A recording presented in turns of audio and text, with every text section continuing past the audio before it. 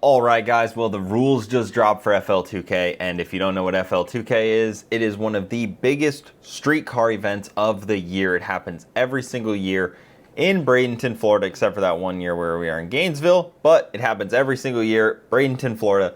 First weekend in October. It is October 7th to the 5th, 2nd to the 5th, 7th to the 5th, that wouldn't make sense, but it is October 2nd to the 5th, and there are some big announcements, some classes that are no longer there, some events, like huge parts of the events that are gone now, and just things that should make it all the better for both the racers, the fans, the spectators, the track staff, you name it. This should really level things up. So let's get into it. So FL2k25 is only 138 days, 8 hours and 25 minutes away, so better get to prepping. They have quite a few classes: Streetcar Shootout, X Front Wheel Drive, Extreme 28s versus Trace Quarto, Stick Shift Shootout, No Time Shootout, All-Wheel Drive versus DCT, Side-by-Side Shootout, X58 Shootout, 850 Index, and 10-0 Index. Now, some of the stuff that's gone. They used to have heavyweight, I believe. They used to have an 11-0 Index, and they also got rid of the,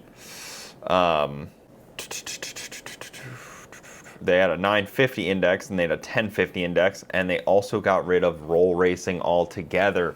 It's gone. Roll racing is gone. Did I say stick shift also? They also have stick shift. Stick shift shootout. One of my favorite classes to watch. But let's talk a little bit about what they got going on in rules. Now, first, I guess roll racing. Roll racing is gone. It always had a lot of cars. It always was good competition. It was TX2K style, where they did the same kind of rolling start. The format FL2K was based off TX2K in a lot of ways, where, you know, it was TX2K built a home for some racers. FL2K thought that they could expand that to, you know, house those racers in October. TX2K's in March. They kind of wanted to, you know, help fuel the fire, and that they did. The classes overlap a lot, and that just makes it better for racers, because racers want rule parity at more events so that they can go racing at more events. They don't want one-off events that are one-off rule set that make it kind of just a mess. So, roll racing. A lot of people will probably be happy this is gone. I'm pretty indifferent. The way that FL2K and TX2K did was they pushed it so far early in the week that it really didn't become an issue for the spectator, that it really didn't become like it wasn't a spectator thing as much anymore, and it wasn't really an issue for the drag racers because it was not during drag racing. It wasn't taking up drag racing time.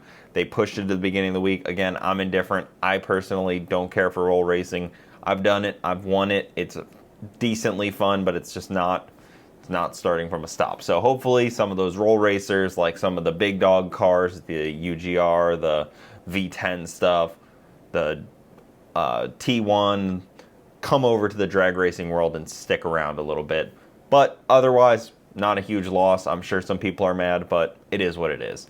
Then, let's get into the first class. So, Streetcar Shootout, they changed a couple of the weights around. There's still 4 classes. So, you have your Elite, your True, your Pro, and your Super Street. And then the rules, they're pretty straightforward still. They haven't done any major changes. 3,000 pound minimum weight for V8s, small block 8 cylinders with superchargers, and then they have turbo sizes. If you have twin 80 millimeters, you got to be 3,600. Twin 76s, 3,400. Single 110 or 111 millimeter turbo is 3,550. There's a whole weights thing to it. 4-cylinder, 6-cylinder, and rotary. You have no restrictions on power adder, weight, nothing. You kind of just do what you want. Live it up.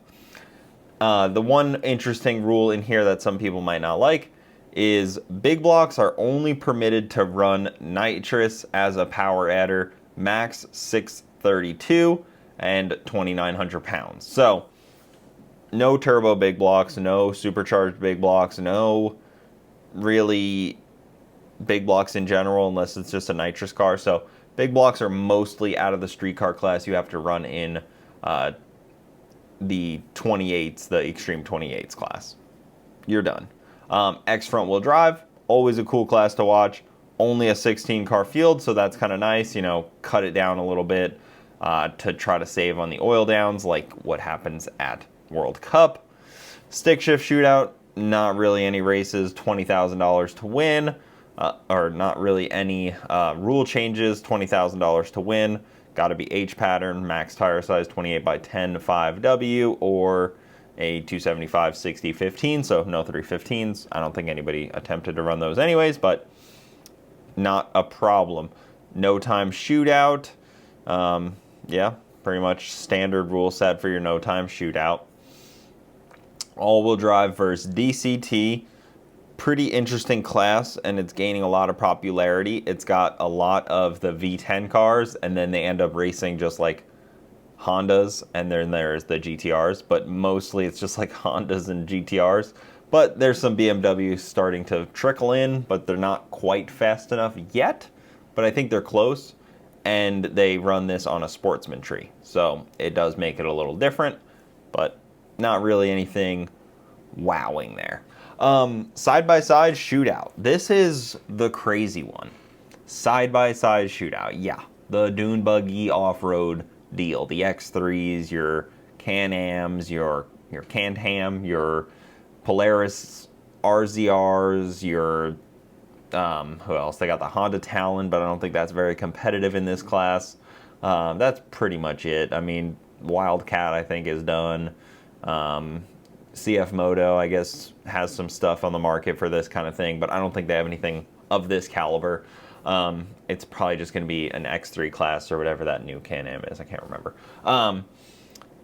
Basic rule set. $35,000 to win, $5,000 runner-up, $500 tech card, engine diaper and catch pan is required. All NHRA safety rules apply. 8th mile, heads up. Sportsman tree, again, 16 car field. Fire suit, helmet, gloves, shoes, neck restraints required. 1,200 pound minimum weight without driver. Must be a side-by-side chassis and engine, no sandrails, so you have to have basically a factory engine and chassis. No displacement rule, so Pro R is okay. And must have a factory style clutch required. That's it. Those are the rules. 5 sentences pretty much. That's awesome. That $35,000 to win. If you have a fast side-by-side, it's 8th mile. If you can get down fast through that 8th mile, you should really get to this because it seems pretty awesome. I assume we're going to see like high 5-second 8th mile cars, which is really fast, maybe like 120, 125, 130 mile an hour cars, which would be awesome. That is rolling for a side-by-side. It'd be really cool to see the variation of like rear-wheel drive and maybe all-wheel drive still. Probably be all-wheel drive. But the rule set is cool because it eliminates, your 2JP style where it's a 2J side-by-side with a power glide and a clutch, and it's not really a converter or a nitrous and a big turbo. It doesn't really fit the rules. And there's some LS swapped ones running around and just stuff like that. So this rule set, very simple, very interesting. Really stoked to see how this thing rolls out. Stoked. I don't use that word much, but we're stoked.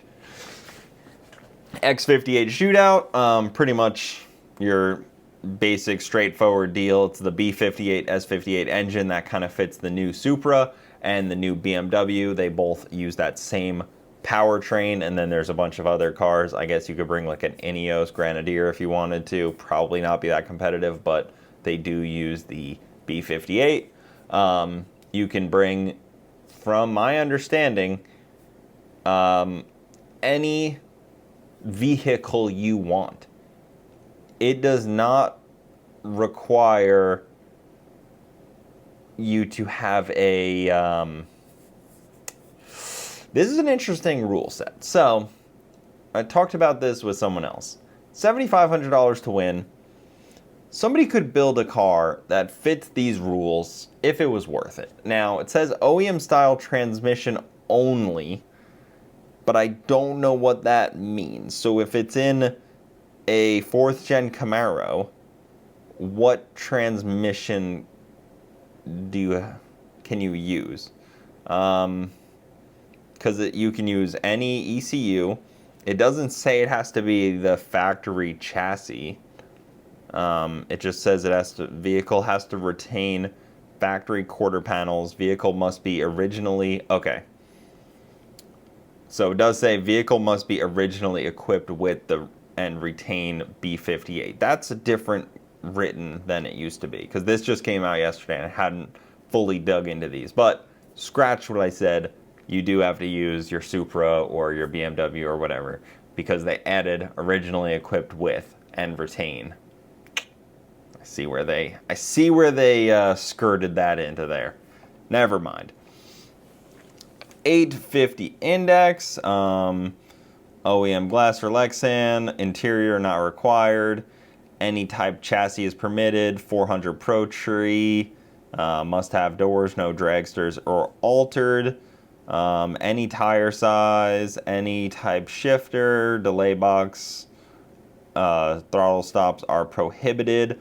So they're trying to keep out bracket cars, which doesn't really matter because the bracket cars tend not to go 850s anyways. It's pretty fast for most of your bracket cars. $4,000 to win, so pretty much it's another street car class-ish. It'll be interesting to see how this works. 850 is a really popular class in like sick weeks and drag and drives, because 850 is where cage cert tends to change over. It changes over from your 850 to like your 750, your 60 cert pretty aggressively. But 4,000 to win, what's the street car? So that kind of puts you in between Pro Street and Super Street in street car. So it's 5,000 to win for True Street, 5,000 to win for Pro Street. So realistically, you can kind of try to decide which one you want to be in. If your car is dialed in for 850s, you might as well run that instead of True Street or Pro Street. Just a thought. And then 10.0, pretty much the same rules. $3,000 winner. Pretty solid payout. I think the biggest class to pay out is the side-by-side class. Crazy. That's wild. And even things like stick shift, they split into 3 classes. It's 20,000, 5,000, 2,500 to win. But yeah, it looks like... Oh wait, we never touched on Warriors versus Tres Quarto. Extreme 28s versus Tres Quartos. So if you didn't know, Tres Quarto, I don't speak Spanish, stands for 3/4 chassis. So basically it's like your RX-3s that are cut kind of like at the firewall area and are back half-ish. How you measure 3/4 is up to debate. What 3/4 of the chassis is factory or not. It's not much of a debate, but it's somewhat of a debate what a 3/4 chassis is. But they have some rules on what you can do, and those are mostly rule overlays, like if you like to make parity. So if your car runs RTRA X275, you fit this and add 50 pounds. If your car fits World Cup Finals Hot Rod, you can use those rules, no adjustments. TX2K Street Car class, you can use those rules, and then there's some changes that add to them. And then there's just kind of some rules from there with 6 cylinders and 3 rotors, 4 cylinders. Those rule sets are more if you're in it type of thing. I can't even explain them all to you right now because they're pretty convoluted. Like, it would take you a few hours to figure out which path you take for the rules, I would guess, depending on the car. And it puts you into the $10,000 to win Extreme 28s versus Tres Quarto class, which is interesting. I figured that'd be more to win than the street car, which is a little bit of a bummer because I was hoping the street car paid less, because I like the idea of if you're a fast street car and you think you could cut it in in Extreme 28s. I don't know why I keep calling it Warriors, because I think that's what they call it at World Cup Finals. If you pay more for Extreme 28s, the hope is you bring some of those streetcar guys up to try to win that money, versus they decide to step down to puppy kick a little bit. So makes it interesting, but of course the rule set in streetcar does kick a lot of those guys out anyways, and they can't kind of add the weight to get to where they would need to get to. But that's about it. Thank you guys so much for watching. If you got any complaints, questions, I will put Victor's email down in the comments, and you can send Victor at BradentonMotorsports.com an angry email and say, you ruined drag racing by getting rid of roll racing. I don't know. Send him an email. Tell him you said hi. But that'll do it. Thank you guys so much for watching. Keep it saucy. I'll see you next time.